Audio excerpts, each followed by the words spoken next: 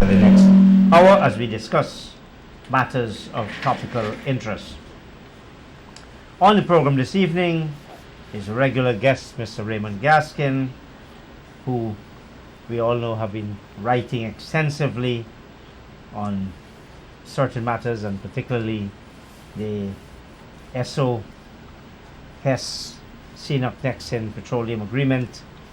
And earlier this week we had quite an important act by the Director of Public Prosecution, Ms. Sharimar Haq, in which, in exercise of her constitutional power, she discontinued legal action brought by two members of Parliament of the People's Progressive Party Civic against two serving members of the APNU AFC coalition government.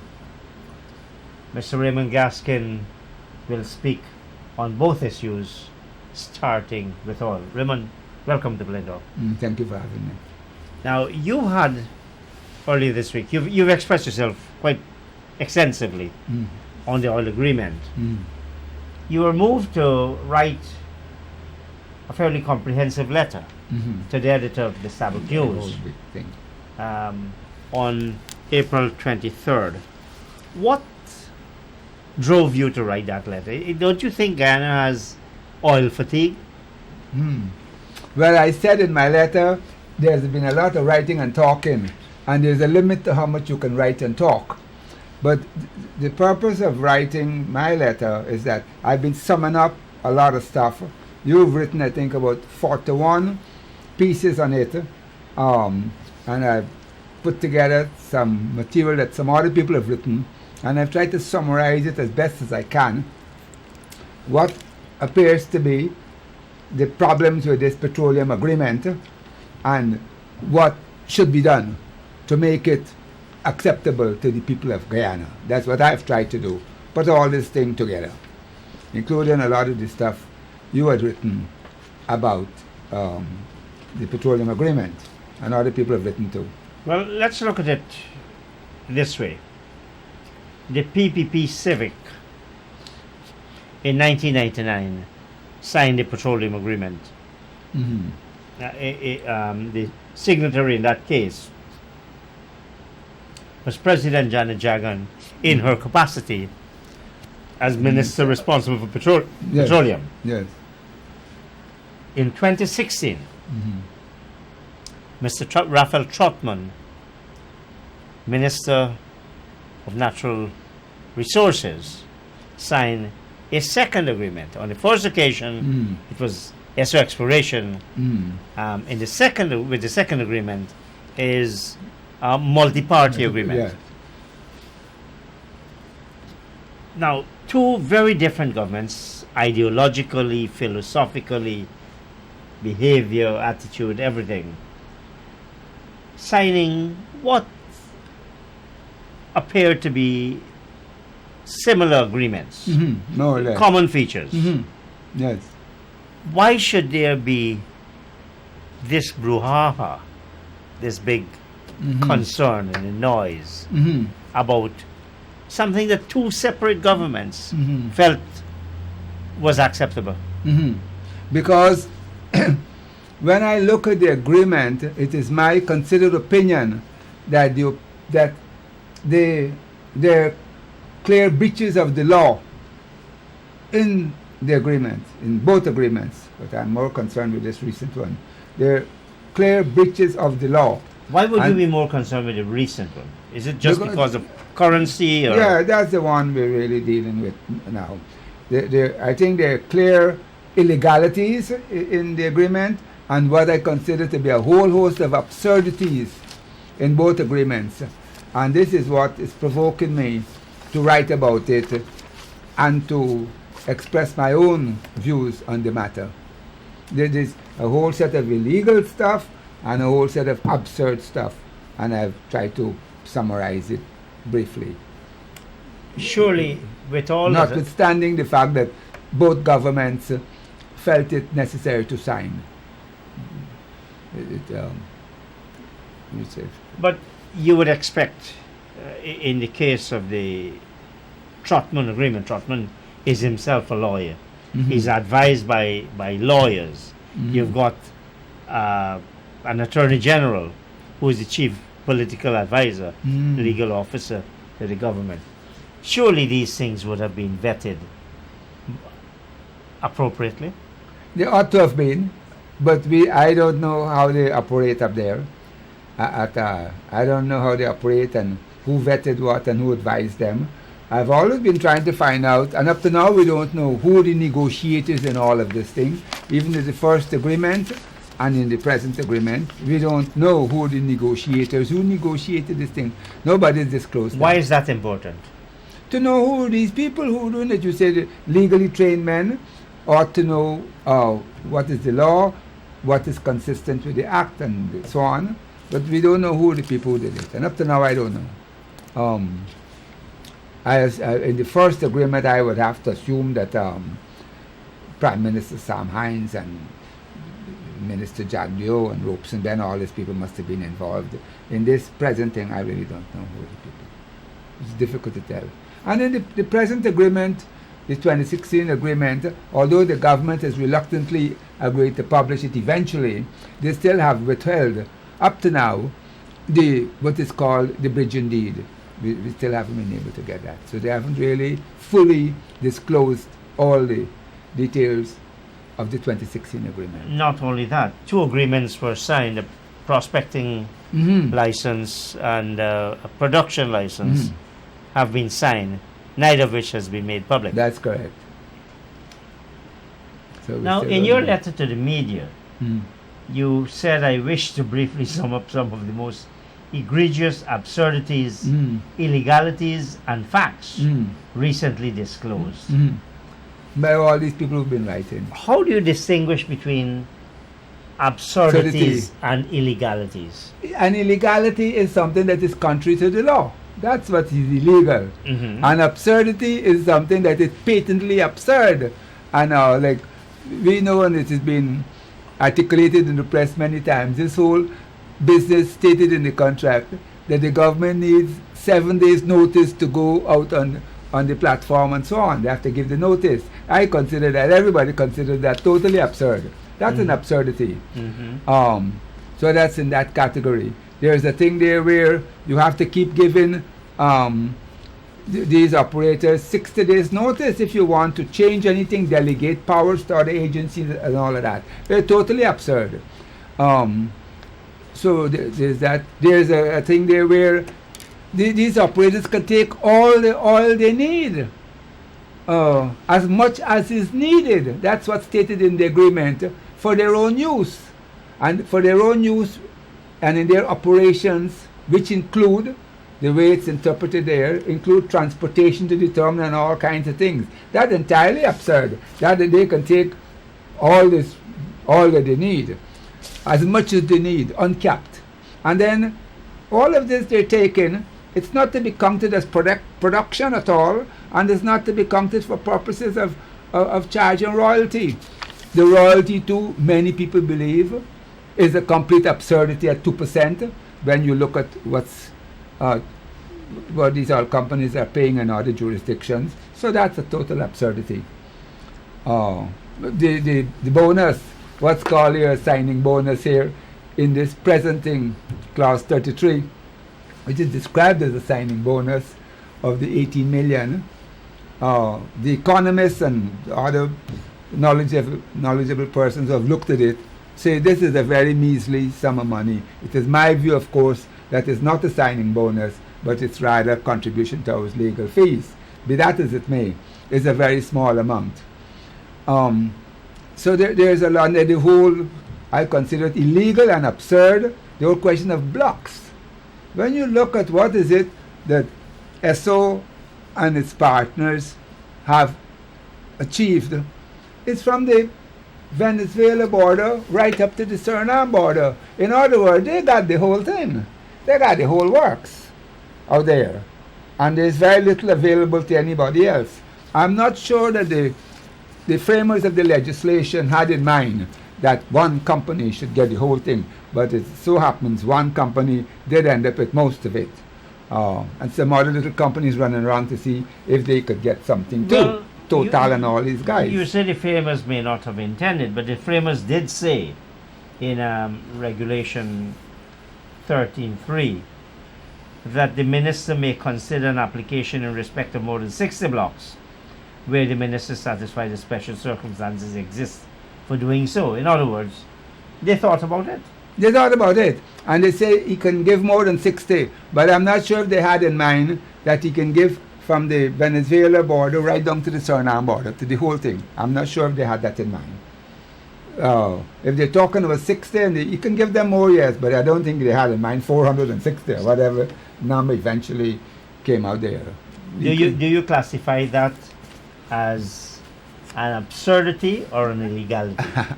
The both. Of course, it's illegal. He would have to, in any proper. It's illegal when it's proved to be illegal. Yeah, but in any court of law, he would have to say how he exercises discretion to move from 60 to 460. I think it's entirely illegal. Of course, it's also quite absurd. And now, there was a survey done many years ago about the reserves of Guyana. I think the number that the Americans came up with many years ago was 5 billion odd. These SO people, they've already identified 3.7 billion. So they've already got most of the thing. I don't think they had in mind that one big company should get them all. And you have a lot of companies running in here now, Total and Ratio and all of them looking around to see if they can find something. I'm not sure if they've found anything so far. Now, in terms of the illegalities, where can you... And there's a clause there where it says that no future government after this present government could change anything there. In that, what is the... Stabilization clause there. I'm not sure that a court would, if that were to go for adjudication, a court could say that no future government of Guyana can change anything here. I'm not sure about that.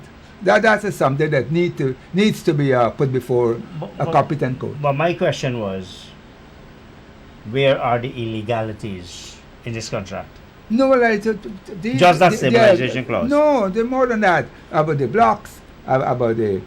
Well, we just said the law envisaged that the minister could do it. The law envisaged it. It still has to be adjudicated, in my opinion, and the minister could come and explain how he moved from 60 to 460. We'll give him that opportunity. He can come and explain to the court how he arrived at that. Since he said he has that discretion to do it, well, the place to explain all of that, since they haven't explained it to anybody yet, the place to explain that is in a proper court of law. I'm hoping that the minister will have an opportunity to explain all of that at the appropriate time to an appropriate court in Guyana. No, but until the court adjudicated on this matter, it remains legal and valid, is it? It remains a matter that a citizen, if he wishes, could take before a competent judge.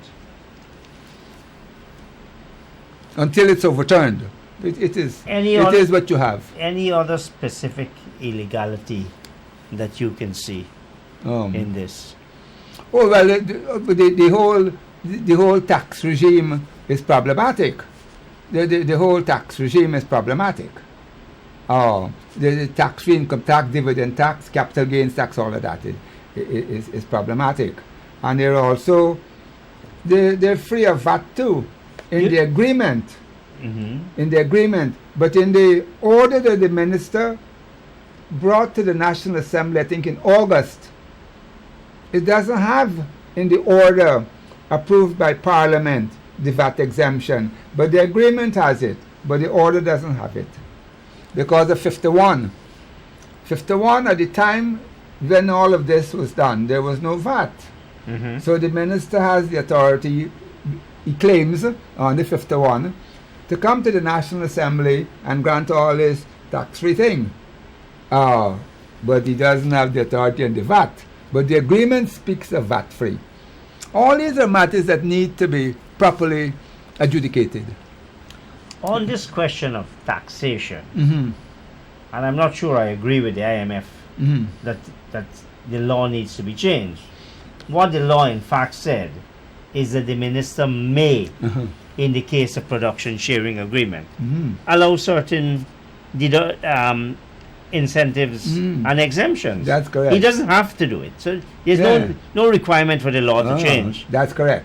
But the other problem with this law here, in my opinion, of course, I'm giving you all the time, in aid of ordinance and all 81 or 2 or whatever it is, we've always been giving companies concessions to get started, to get going, to help them get going.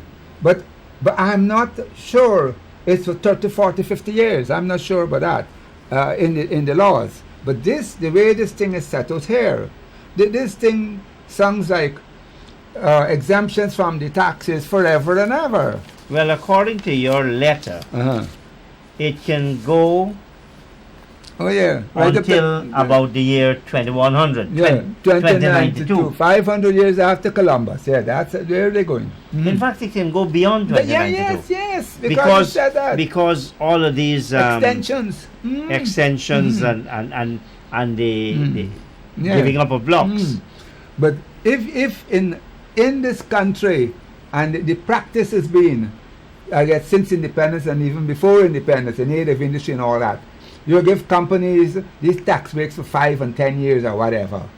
I'm not sure that if you give a company a tax break for 50, 60, 70 years, a judge would necessarily uphold that.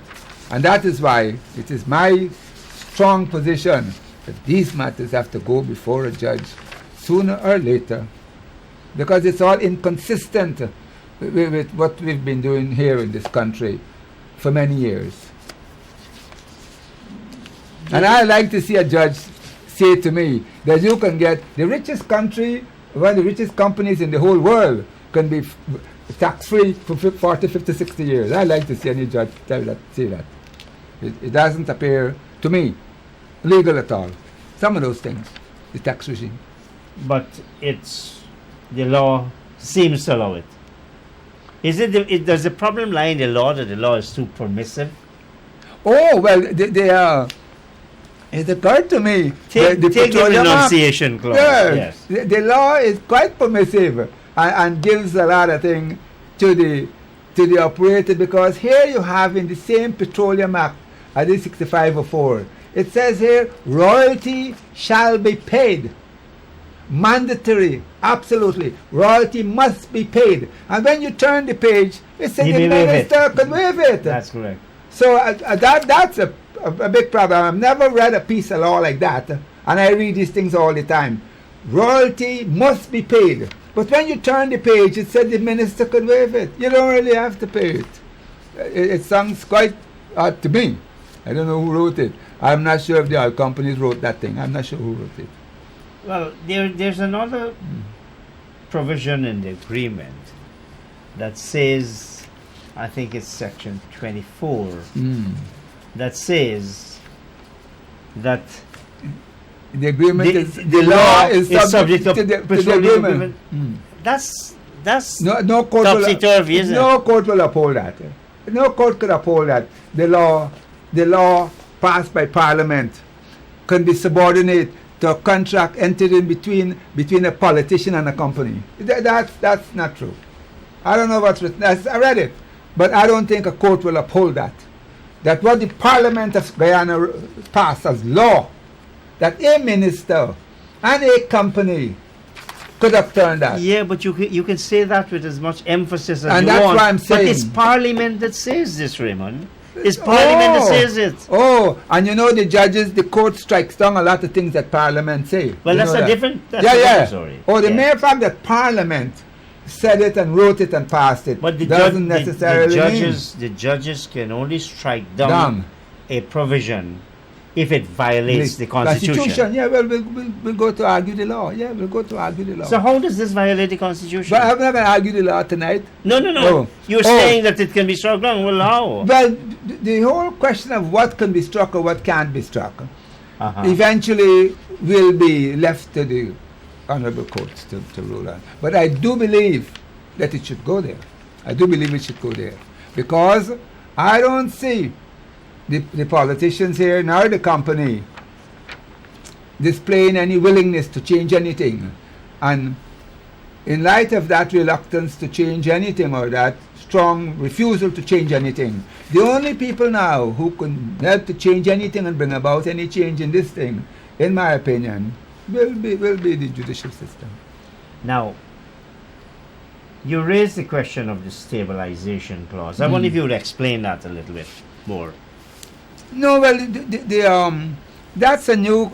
That clause is new, isn't it? There was a stabilization clause in the 1999 agreement, but this one here is far more extensive, and it locks Guyana in yes, for a much longer period of time. That's correct. Well, those are questions of big law, serious law.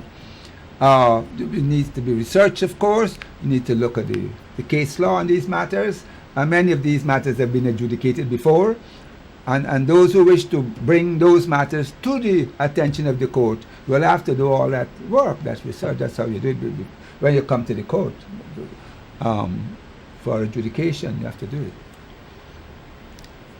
How significant but I'm not and troubling is that stabilization clause that says that Parliament can't make any law that would adversely affect these people?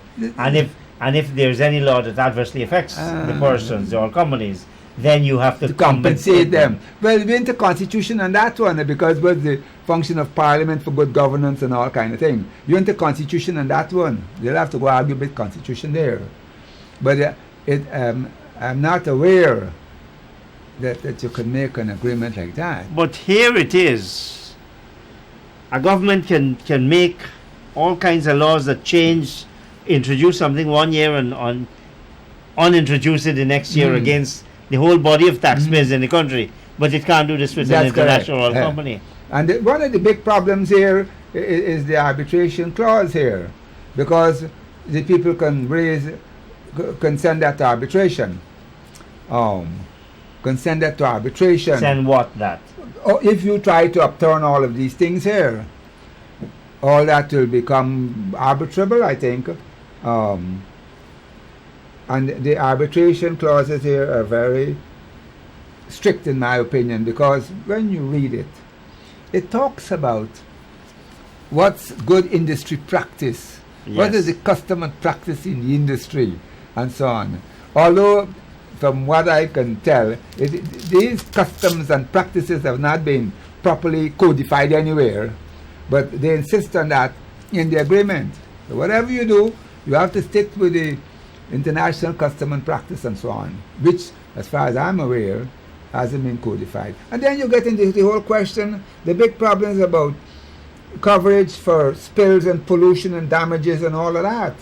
And in the agreement, they tell you straight what the court can do, what the court cannot do. The court cannot grant damages for loss of profits and all of that. This agreement presumes to tell the court what they can do and what they can't do in certain thing here, and they intrude upon the territory of the judicial system. All that is problematic. All of that is problematic here.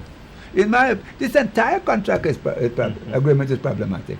I have never seen a contract in Guyana where you put in this piece here what the court can award and what the court cannot award. I've never seen it except until we see this one here. That the court we take a dim view of that. Academic writers and say no, you cannot oust the jurisdiction of the court. And the court must have the right. Yes. In fact, it has the duty to pronounce. That's correct. Because you're talking here, I think you mentioned one of the petroleum acts. There's another one that says all petroleum resources belong to the state. All of it, yes. Yes, all of it belongs to the state, vested in the state. And only the state could go and search for this thing. Search and get it. That's the verb they use. Only the state could go and search for it and get it. And anybody else searching and getting it, you do it by license from the state. Yes. As a licensor, a contractor, a subcontractor, or something. But all of it, only the state can search for this thing and get it. It's in there. And I think this is interesting stuff for legal minds to look at. Well, I believe my own view is that we have more absurdities than illegality. Anti-national thing inside issues there. in this agreement, rather than Illegalities. illegalities. But you have both groups. But- In the thing, the law is clear that you have to submit to the minister up front, ahead of time, all your plans for procurement and training and this and that and local content. And now we're talking about it. It doesn't appear to me that any of it was done. And if it wasn't done, and then I brought an action against the minister on this same matter, dealing narrowly with the environmental thing. That matter has gone to Kingston on appeal because we're not successful before Mr. Justice Fraser on it. That's on the narrow environmental. Justice Fraser? And who we went to? Was it Holder? Holder, Justice Holder. We lost there. So we'll appeal his decision to Kingston. But the big problems here on the environmental issues in this petroleum agreement. There are lots of problems here. Lots of it. There's this issue. A minister is given the power and the authority to enter into an agreement. He doesn't have to table that agreement in Parliament. He doesn't have to notify Parliament. And yet, he presumes, by virtue of the agreement that he signed on that stabilization clause, that he can prevent any Parliament, including current and succeeding one, of changing the law. Can a single minister exercising only a statutory function take away from the constitutional right and duty of the Parliament to make laws for the peace, order, and good government of the country? When you go to the Constitution of Guyana, the Constitution of Guyana treats all of them with contempt, including the Prime Minister, who it says is what do they call him? The chief assistant to the president, or some water boy. I don't know what the word they used down there. So if the Prime Minister is a water boy, can hardly do anything. What about these other junior ministers? They don't have any authority in our Constitution here to do anything. They don't. The Constitution says that about all of them. About all of them. They have no authority to do anything. But they're not. So you have here the minister entering into this agreement that blocks Parliament for decades and decades from passing laws that affect a particular taxpayer. And he had no authority to do it in the first place. He had no authority to do it in the first place. He thinks he has. He doesn't. He doesn't. But these are very serious issues, haven't been raised before, and they ought to be properly raised. I'm hoping that they would be raised sooner rather than later, so we can get decisions on these matters. I'm hoping so. Well, you're hoping it, but where are you seeing that hope materializing? As I said, is there oil fatigue? Have people simply given up because the government has said, look, we're comfortable with this agreement, let it stay? But I don't know what other people are suffering from. I don't suffer from oil fatigue. I don't suffer from fatigue, period. And I'll continue to press this case. I don't speak for other people. No, but this is a program that is not only about you. It's about no, but you about say the the other country. people don't want to do it. I think in time we will get people who are willing to come forward to get a judicial interpretation and decision on these things that bothering a lot of people. People writing all the time. A lot of people have written about this thing. You wrote 41 times on it, I think, so far. You wrote 41 times. As a column, yes. Yeah. Not column. 41 chapters. So, and the time has come for a decision. I don't think it's all fatigue. I don't think it's fatigue. But you have a situation where both the government and the opposition appear to be quite comfortable with the thing. Yeah. I've noticed it. I've noticed it in all of this big debate. I don't hear the opposition representatives speaking much about it or doing much analysis about anything. I've noticed that. So, I've noticed it. What future? You've made a number of recommendations, including 10% royalty. Oh yeah, as a minimum, why not? That's a reasonable number. A $1 billion US trust fund to deal with now spills and all of that. Yeah. Where is the money for this trust fund going to come from? ExxonMobil people, all the people involved in the work, that where the potential is for the spill and the pollution and the damage to the fishery sector of the economy. They have to put up that trust fund to deal with the problems of pollution and the damage to the fisheries, so we can go there and get from it when the time comes. Because they don't have any proper insurance company that you can go to claim. And they tell you in the contract what you could claim and what the judge can give you and what the judge can't give you. And that's why you need to have this trust fund in place where you can go and get compensation for damage. You have a specific view on this question of the government, the minister, paying the taxes of this oil company. Oh, yeah, isn't that something? Isn't that something? That the minister is quite a generous man. The minister pays the tax and collects some receipt and brings it to SO and said, this is your receipt, I've paid the commissioner judge, this is the receipt. And I give you a receipt that you clear of all your taxes. I'm not aware that there's any such thing here, and I don't think in America anybody, in the United States, nobody goes to any private company and said, I bring this receipt from the IRS, you know, they're bad boys up there. I said, this is your receipt, you clear with the IRS. I don't think it could happen up there nor in Canada or in any proper country. I know IRS up there don't operate like that. And another matter that has attracted quite some comments is that relating to this pre-contract cost of $460 million.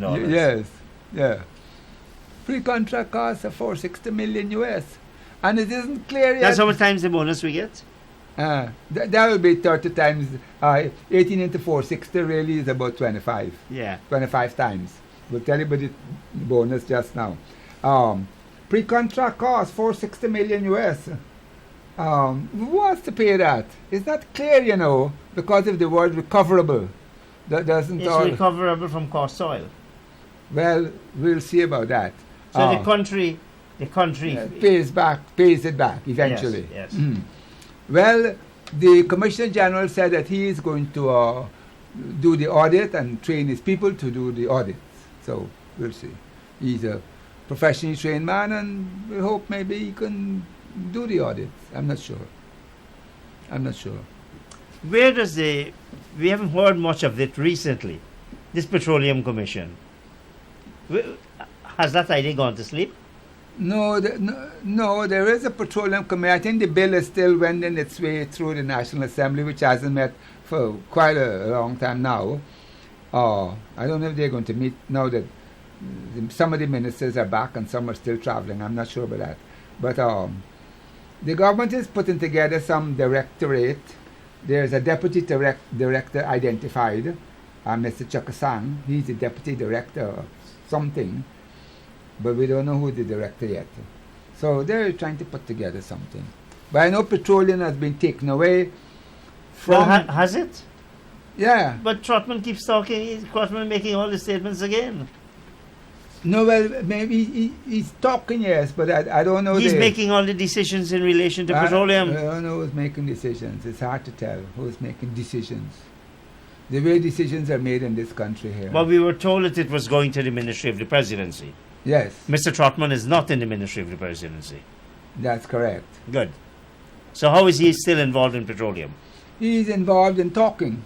He's still involved in talking. I don't know if he's involved in decision making. He's the spokesperson. He still keeps talking. But you have some other new people up there who are dealing with petroleum. Like who? Well, Chokasang, and then you have, I think... Chokasang is not in the Ministry of the Presidency, is he? Yes, he's in the. Yes, he's not. Chakasang, the deputy director. He's in the. That is not in the GGMC. No. How can you know? How can you? know? Right now, GGMC is closed down. You don't even know. Nobody knows. Of significant concern, and you have brought an action on this matter, as you said.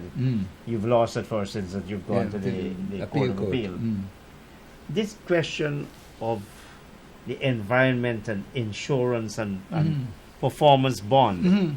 Now, you correctly point out, all these companies are shell companies. Yes. It's not SO alone. It's SO, it's HES, and it's CNOC Nexus. Yes. They're all shell companies. That's correct. They all operate from tax havens. What if something big happens? Big and bad happens.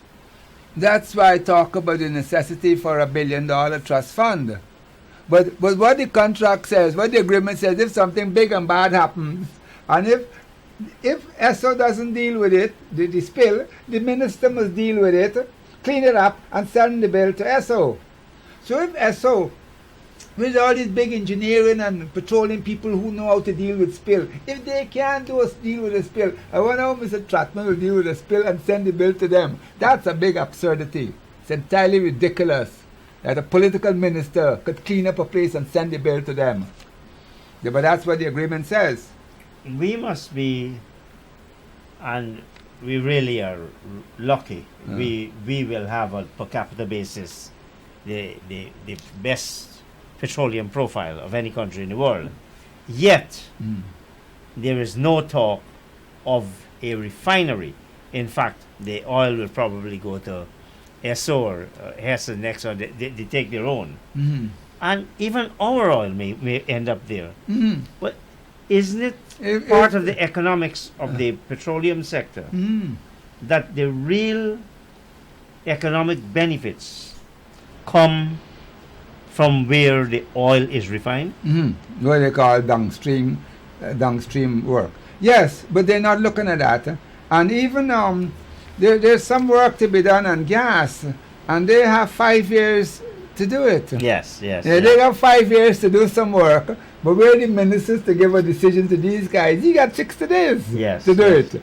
So I pointed that out in my thing. They got 5 years to figure something out. And ring fencing on oil and gas, and the poor minister got 60 days to deal with them. So this insurance, there's no insurance. There's no insurance here. If something big happens, no, you're turning to these shell companies. Yes, something big and bad, and I really do believe it will happen. In the media this week, the country manager said it's not likely. I don't believe that. If you read about the petroleum industry globally, spills take place every day.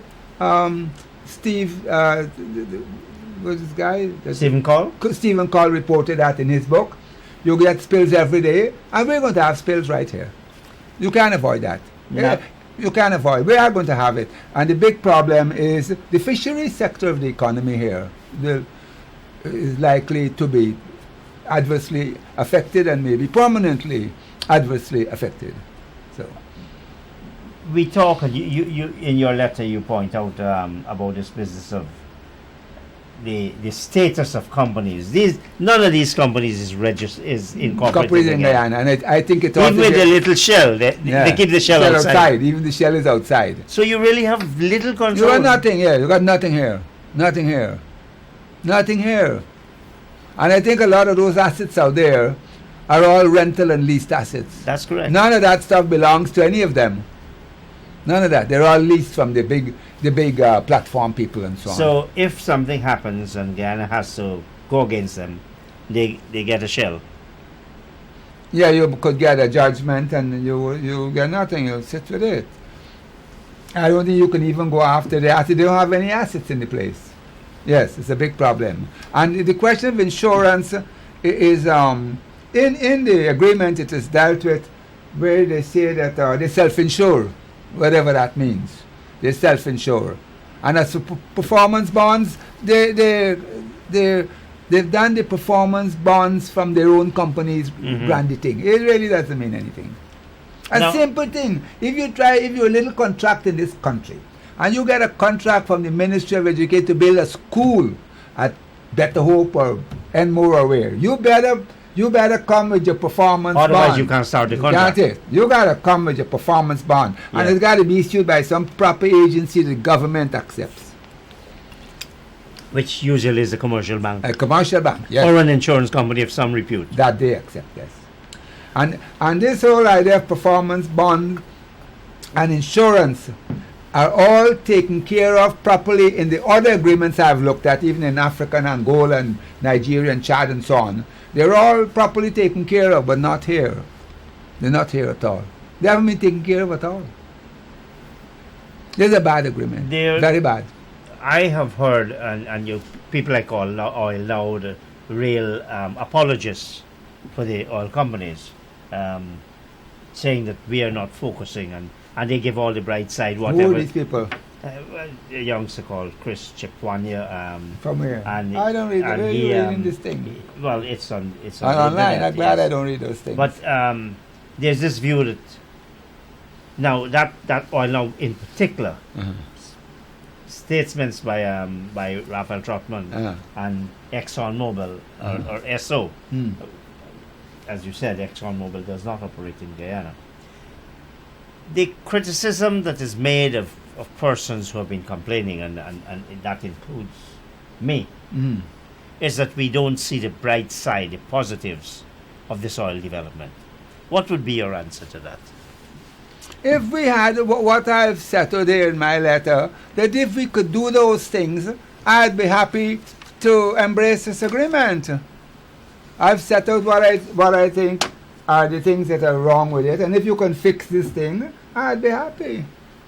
I think we can run with it. It could help us with revenues and jobs and technology transfer and all of that.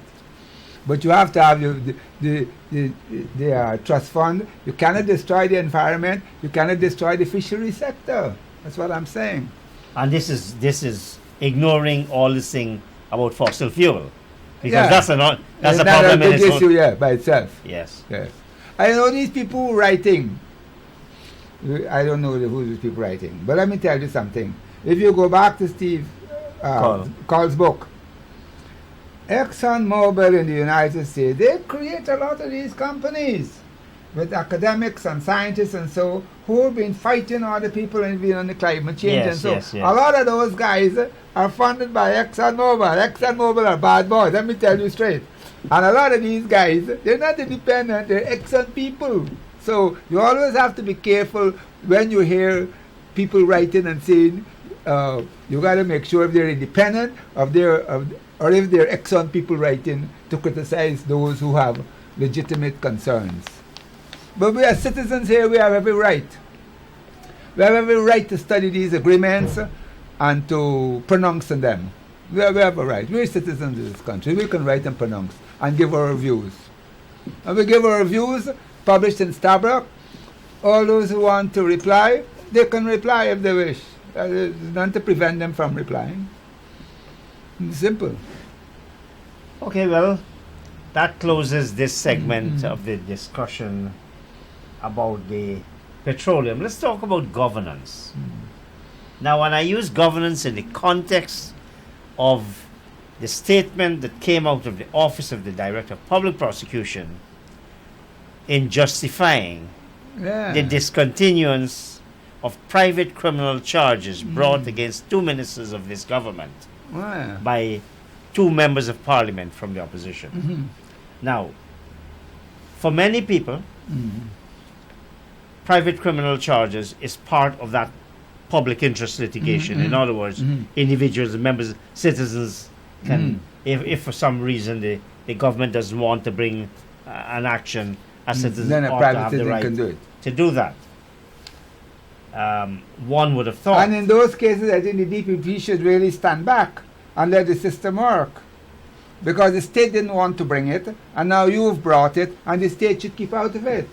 Well, but this thing about governance. Now, surely, this is practically giving a license to ministers that, look, you have immunity. Do as you wish. No private criminal charge can be brought against you. The police is part of the executive in any country. I read it. I was quite disappointed at how they worded that statement.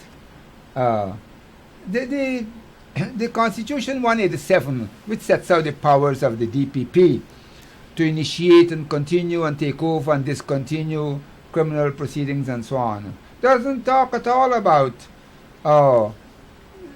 this whole question of good governance when the DPP does her work, exercises her But surely she's a legal officer. exercises her work on the 187. No. She's not getting to that area at all. I don't know who wrote that statement, but it sounds... Well, she must have written it. She took the action, and she found it necessary. They have PR people up there who write for her. No, you write, but yes, but Right. it comes From you her, have from to her office. sign off on the statement. It's unfortunate What do you mean by unfortunate? that this reference to good governance in the interest of good Is it governance. unfortunate or just wrong? Well, it's wrong. It's wrong on top of it being unfortunate. That's how they look at things up there. It's wrong. It's wrong because of 187. That's why it's wrong. In the exercise of her constitutional duties, she cannot. I think the Constitution doesn't allow her to use those those issues as grounds to disallow, to discontinue the thing. Now, I'm not aware of that. when And then today, the Attorney General said this evening that the government is going to ask the DPP to review the evidence that's available for charges against ministers Patterson and somebody else there. has he then taken a different position? Because in relation to ministers Vola Lawrence and George Norton, he actually was very firm and strong. Yeah. That no, you get off of this. Now he said we didn't ask, but now we're asking. We're asking the DPP to do this review of what evidence is available. Do you see anything wrong with him saying that as or her doing that as part of her decision making, as opposed to his telling her what to do? He has no authority to tell her anything what to do, or how to do it, or what to review. Take The Constitution subject is clear. to She takes orders and directions from no one. That's clear. Nobody gives her instructions, and he should not be saying that he wants her to review this thing. Oh, you see, he didn't ask for the review, but now he's asking for review. There's nothing in 187 that says anything about that, what he's talking about. The word doesn't appear at all. And in the exercise of her duties to continue and discontinue and take over, she doesn't need to be advised by the Attorney General what to review and how to review it. He's totally out of order. Totally out of order. What impact do you think her decision will have on the conduct of and by ministers in the future? Well, you have here a problematic in the sense that she discontinued the action against And the she's sitting rated, minister. and she's rated the president. Yes, and she's allowed the action against the other two ministers of the previous administration. She's allowed them to go through. So you have a problem here. A perception. There's a perception in the minds of the public, rightfully or wrongfully, that here, if you bring the action against the minister, it could be discontinued. But if the government brings the action against the former ministers, it will go through. You have this dichotomy, it looks like, to me, clearly. Clearly. I think my own view is that all of them should go through. All of them should go through to be properly adjudicated before a competent court. All of them, all the cases. Bar none. Why are you saying that? What's your reason for saying that they must go through? Because the reason why that vehicle exists for the citizenry to bring the thing is because the state didn't want to bring it. So now that the citizen has brought the charge, in all fairness, that should go for adjudication before a magistrate and a judge. The state didn't want to do it, and the citizen brought it, present the evidence, and let the courts decide. I think that's the fair thing to do. And I really do believe that in matters where citizens are bringing these criminal charges, private criminal charges, except the real misconduct on the part of the citizen, they should all go through. They should all go through. Whether the previous ministers of the previous administration or the current ministers of a current administration, they should all go through and go and prove you're innocent. If you're innocent, what's your problem? You go and prove it. Disprove the charges that are being brought against you. All of them should go forward. Now, decades ago, politician A.U.C. Quayana brought action against ministers, and it went through. Yes. To what extent do you think this is a setback for governance in Guyana and for political conduct in Guyana? It bothers me. It's bothersome that in this particular case, over the last couple of days, we've seen a set of cases going through against the previous minister, the previous administration, and in this case, it's been discontinued. It bothers me. It bothers me, and where the DPP attempted to explain her decision, she spoke about good governance and all of that, which, in my opinion, is she did not set out carefully and properly how she arrived at those decisions in keeping with her constitutional functions. She didn't properly explain it. Apart from the Attorney General, another person of some prominence who spoke on this matter. The Minister of the Presidency. No, he spoke about it too. But you had Mr. Ralph Ramkaran, a senior counsel, a member of the inner bar, and all. Was it appropriate for Ralph Ramkaran to do that? Well, I think, well, I cannot pronounce on that. Well, you never withhold opinions. What did you think it was appropriate for him? Ralph Ramkaran is a gentleman who is he's been practicing for a long time. He's senior counsel. He understands the rules. I don't know why you would jump into this thing so quickly in it. I would have preferred to let the matter go through the normal course. I don't think he should get into it. Maybe the Bar Association might have an opinion on this thing. The Bar Association might have an opinion. I'm not sure. But what the problem is that it is appearing to the public as if you bring the thing against the present ministers, you ain't going no place. But if the government bring the thing against the previous administration, those are going through. That is the problem. You're seeing it. You're seeing it clearly in front of you. Is it surprising that the Director of Public Prosecution would have done that, given that she was appointed DPP during the PPPC administration, and here it appears from what you're suggesting is that she's prepared to take action against the interests of the PPPC and in favor of the APNUFC government. That's the appearance, but she has not properly stated why she's. Well, the fact that she has not properly stated does not add to concern. Yeah, that's correct.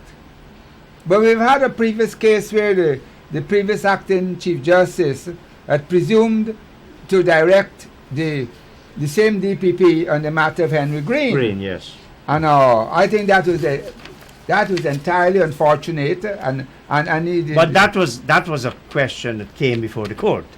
It came before the court, and the court could not run away from a decision. The decision the court should have said is, refer everybody back to 187, that in the exercise of her duty she takes orders and directions from no one, and the acting CJ presumed to director not to to charge the Commissioner of Police. But her decisions are subject to judicial review under the Constitution. Yes, if you... but in that particular case, but what happened there, from my recollection of the fact, is that the acting CJ, he presumed to try the case, the rape case, rather than the question of the discontinuation of the matter. He presumed to try the case, and he said there was no case somehow against the previous commissioner, and told her not to do it. I think he erred in that case. Came before the court, yes.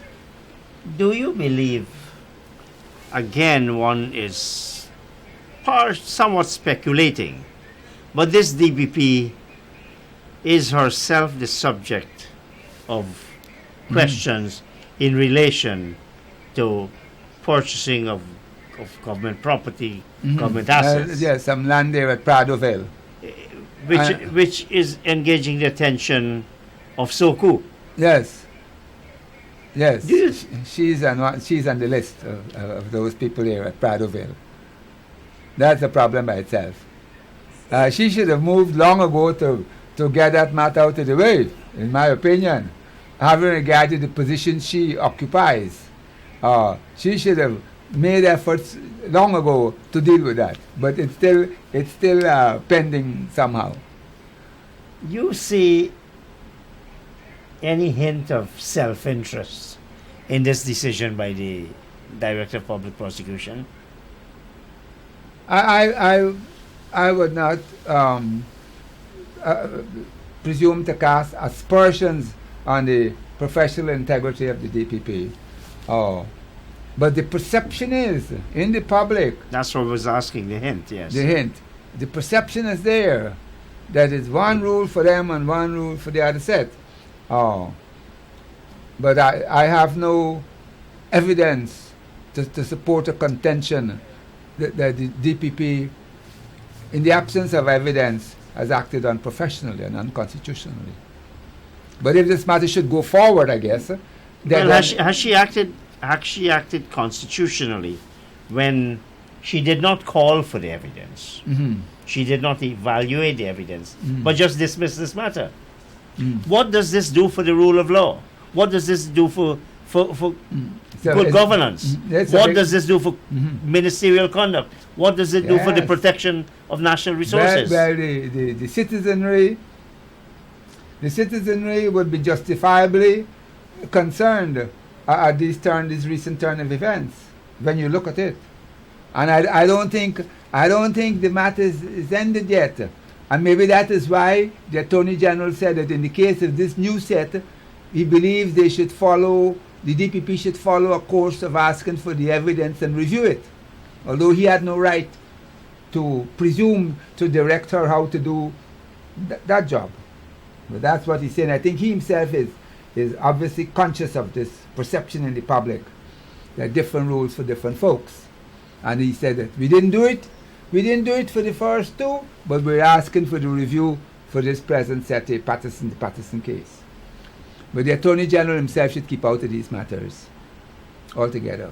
And where private criminal charges are filed, where the state didn't want to file it, and the citizen filed it, the DPP too should keep out of it and let the court make those decisions based on evidence presented by the people bringing the charges.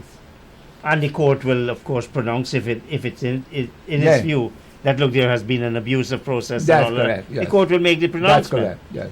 So, at best, would you say this was just a premature decision? Yes. Yes. And at worst? But since she said you should have gone to the police first, there's nothing to prevent you now. I'll go to the police and then go back again on it. But is she being naive and saying go to the police when the police must have known all of this? This thing was in the media all the time. The problem was she said go to the police. The law doesn't require you to go to the police. Absolutely. So that's another problem. There's another problem where she's giving you advice that may not be consonant or consistent with the present law, that you have to go to the police first. Because I think you had brought a private action years ago.